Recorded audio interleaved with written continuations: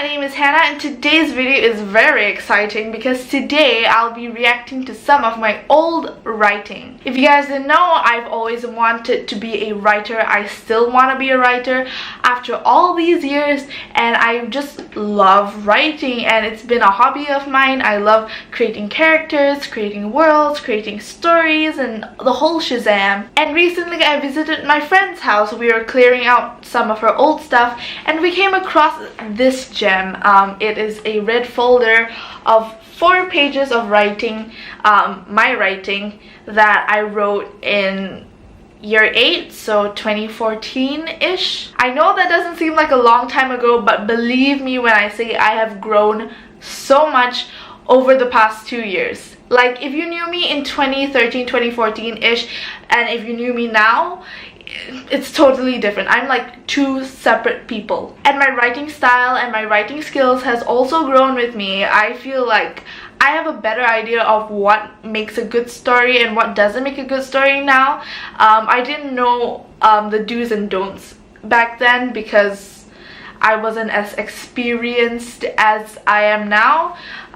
So I definitely have improved, I would say. But basically, this is the first chapter of a story that I never finished, and it was supposed to be about me and my friends in this alternate universe where we all have magic powers, which sounds pretty freaking cool to me. Again, like I said, it is about me and my friends, so I've literally put my friends into the story as they are, and I've actually used some of their real names in here, so I'm gonna change them for the sake of privacy. And without further ado, let us prepare for the cringe.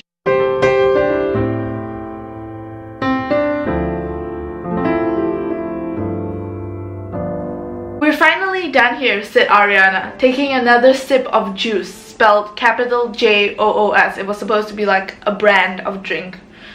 Whatever. Taking another sip of juice as the boys leant over, listening to her mesmerizing voice. The others agreed.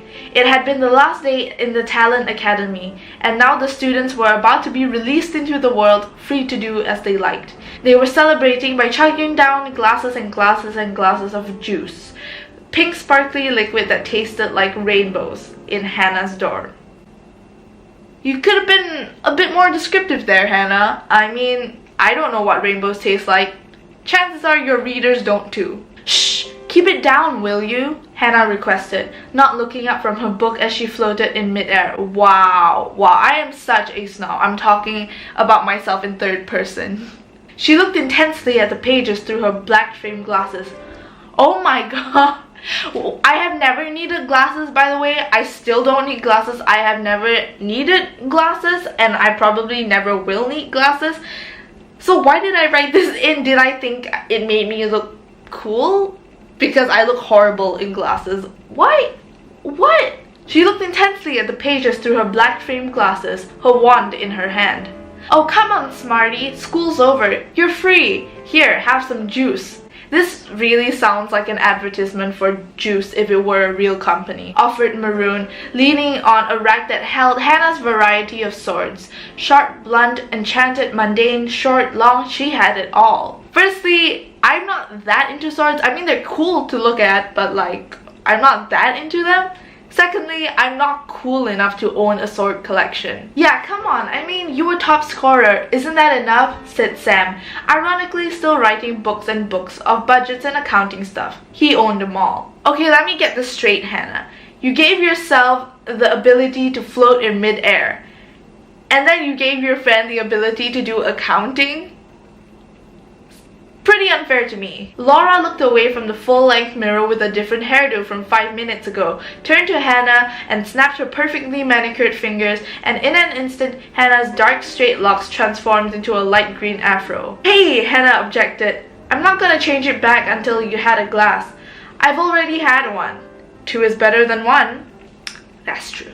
That's true. Hannah rolled her eyes and dropped the book onto her bed. I still do the eye roll thing.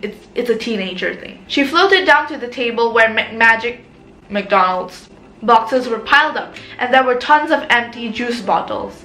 She poured herself a glass and took a sip. Yeah, I should probably celebrate as well. Laura, looking pleased, snapped her fingers once more and Hannah's hair was back to its regular form. You mean straight and thin and really boring? I think I prefer the light green afro. Now we're talking! Ariana tracked down another glass. You're back! Oh my god, the cringe is real. The cringe, oh my god. Can you feel the cringe? I'm feeling the cringe. Yo, Beck, it's a little quiet in here. Beck had power over music. He could make any type of music pour from anything. He could make a bird rap or a tree sing opera. Not gonna lie, that's pretty cool. He pointed to this tiny sparkly radio Ariana had brought from home, and with a flash of light, the object started to sing Justin Bieber. Keep in mind, this was before Justin Bieber redeemed himself. This was the era where everyone hated Justin Bieber, okay? So, yeah. Change it, shouted Diane, desperately putting a bad sound protection spell on anyone. Really, was that the best name you could give a spell? Bad sound protection?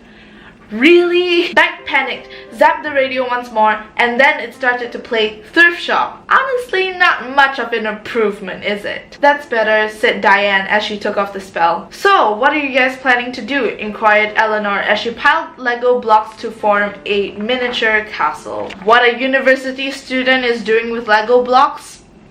I don't know, but I reckon Hannah's gonna be writing, replied Dylan, clutching Ariana's hand lovingly. For some reason, her voice magic didn't work on him, but he was in love with her anyway. Oh god, here comes the cheese. He toyed with the silver ring around her finger. They were engaged. When Hannah first heard of the news, she had two thoughts. One, she finally realized she had been alone for years. Same. Two, Ariana was 23? Maybe. Hannah looked out of the window, wondering what there was out in the outside world, and what would happen if her plans went wrong. It was dark outside, and Hannah shivered. What would happen if she didn't have a room to keep her out of the dark? What if the dark was her only option? Wow, how dramatic.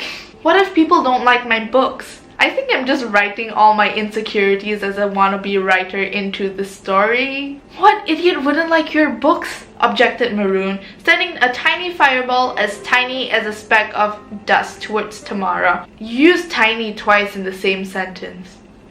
I am judging you so hard right now. Sending a tiny fireball as tiny as a speck of dust towards Tamara, who immediately blocked it with a small wall of earth. Lots of people, probably, Hannah answered, taking a sip of the rainbow-flavored liquid. An awkward silence fell across the room. All of them knew Hannah was the most confident and well-prepared of them all. Yeah, I am not well-prepared or confident at all. But seeing even Hannah was afraid of the future, the others felt like they would most definitely not make it. Even the radio stopped. How convenient for dramatic effect. After a few minutes of slurping from their glasses, the engaged couple got up. Right, see you guys at the graduation tomorrow. And they walked out of the door, hand in hand. Can you smell the cheese? Can you smell the cringe? I can take it, but if you can't, I suggest you click away. I understand how difficult it must be for you, but I must do this for the sake of YouTube. See you tomorrow? Ariana was holding on to Dylan's wrist at the door of his dorm. Ariana shared a dorm with Hannah, and Hannah did not like her opening the door when she was already asleep, so she had to be back soon. That's something I would actually say to my roommate if I had one. Dylan smiled. He was fantasizing about the life they would have together after tomorrow. He was thinking about the apartment they would both share, the unicorn they already chose to buy. Okay, as if this story wasn't bad enough, you threw in a unicorn. Why? The unicorn they already chose to buy, their bucket list that they would complete together or not at all. Together or not at all is a Doctor Who quote, and I wrote this before I even watched Doctor Who, so... All these thoughts whirled in his head in a second. As Ariana turned to leave, he caught her arm and pulled her in. Wait. Oh my god, I'm cringing so much. Okay, I can do this. Come on. Oh my god, that is so cheesy. I don't want to touch this anymore. He wrapped his arms around her waist, and she smiled that smile that made his head spin. Dylan brought them up into mid-air where they began to dance in the moonlight coming in from the window. How original. Ariana giggled and spun and moved along to the rhythm of the atmosphere that hung around them. That doesn't make sense, but okay, whatever. The stars seemed to watch them as they continued to dance in the air. Time seemed to stop. Did you actually write that? Dylan forgot that Ariana had to go back to her dorm early. Ariana twirled right back into Dylan's arms, their foreheads pressing together, their eyes staring into each other's. Ariana held up her hand as their feet reached the ground, and Dylan placed his fingers in between hers. Forever, he started, and always. She finished their motto, gave him a kiss on the cheek, and left, the feel of her lips still lingering on Dylan's cheek. Okay, I don't know why I even tried to write a romantic scene. I have never been in a romantic situation, so I can never like channel that emotions. The reason why this scene and maybe most of the story is really cheesy is because the only romance I knew was from romance subplots and romance stories, so you can't blame me. Maroon was awakened the next day by the sound of her alarm. Annoyed and groggy, she touched it and set it ablaze. She coolly picked up the flaming clock. Doesn't make sense, but great juxtaposition. She coolly picked up the flaming clock and dumped it in the toilet bowl. It was not the first time she had to do that. Tamara, who was her roommate, got up immediately when she smelled the smoke. She climbed off the unbelievably tall bed. A previous student had enchanted it as a prank, and the professors did not know how to undo it. Okay, but if a student can enchant something so well that even the professors can't undo it, that student's possibly the most powerful kid in the world. So I'm just saying that. And also, why can't they just, I don't know, get a new bed that's normal sized? Again, Tamara asked as she walked into the bathroom. Maroon nodded. Tamara walked out of the toilet. Maroon started to get ready. She couldn't believe she'd been in university for 4 years, mastering and controlling her fire powers. She remembered when she was at home. It was her last year at high school. She was studying for her finals when suddenly, as she was turning the page of her chemistry textbook, the paper started to burn. She had run downstairs, shouting for her mom, her hands in flames, but not in pain. Her mom had explained to her that it was completely natural for her age. I think we just need to take a moment to appreciate that there are 4 consecutive sentences that start with she. She couldn't believe. She remembered. She was studying. She had to run. Girl, use your sentence starters. She hadn't chosen a university anyway, so her powers practically chose it for her. She was terrified at first, her powers being fire. Fire is deadly. But soon enough, she grew used to it, fond of it even. Maroon dried her face and left the bathroom. Tamara tossed a packet of biscuits from the stash they kept in the drawers. Tamara went to wash up, and Maroon dressed for the graduation ceremony. She simply pulled on some designer jeans and a blouse. She didn't really care. The ceremony was to be held in the gym at 12:45 p.m. because it was drizzling outside. Sure, nearly anyone could stop the rain. It was a school for magic after all. But the professors had insisted that they all rested their magic for a while, which was ironic because the professors had spent nearly the whole week using their powers to decorate the gym. Again with the irony. Once they were both ready, Tamara wore denim shorts and a very adorable t-shirt. Why would you wear that to your graduation? You know what? Okay, you do you, boo. They went down to the hall where all the students of the graduating class were to meet 5 minutes before the celebration. They walked through the already empty hallways until they bumped into Hannah on the way.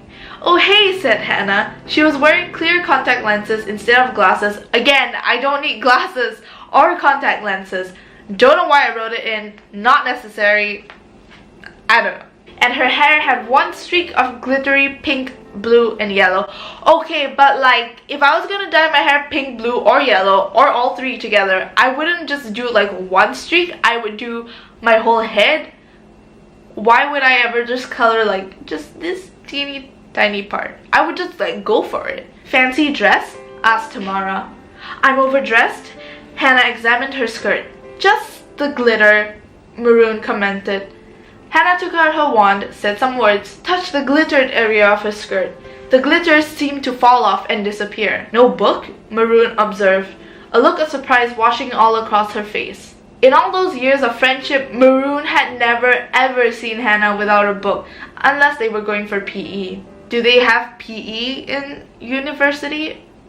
I don't think so, but whatever, this story doesn't make sense anyway, so it's a graduation ceremony, but I can understand why you're surprised, Hannah replied. With that, they continued to the hall, and when they arrived, they saw Ariana trying on a robe. No Dylan, strangely, Maroon thought to herself. Tamara went to help Sally, Aria, and Eleanor with the new boxes of robes that just came in. Maroon and Hannah went up to Ariana. "We spent our entire school life together," Ariana said to Hannah. Hannah had met Ariana in reception. They were best friends ever since.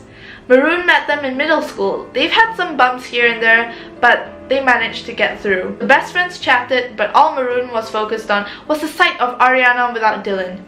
"Dylan's gone to his dorm room to get some things. Oh, he's so forgetful," Ariana answered Maroon's unasked question with a smile. And then the professor appeared in the doorway and all the students, all in robes, went to take a seat in the purple and yellow decorated gym. Okay, this was before I discovered Carrie Hope Fletcher and the purple and yellow combination. I don't know how I knew about that, but hey, I'm not complaining. Purple and yellow is nice. Ariana was the only girl in the class with a name starting with A. So because the students followed the alphabetical order to deliver their speeches, she went first. She scanned the small group of students for Dylan, but he wasn't there. But there she was on the stage with the mic at her mouth. She started to give her speech. "Hello friends, I first came here to learn to control my powers.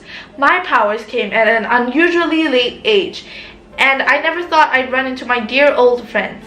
I never thought I'd met my beloved fiancé. Oh." At that moment, a fully grown, blue-scaled, gray-eyed dragon came in, and who was sitting on it?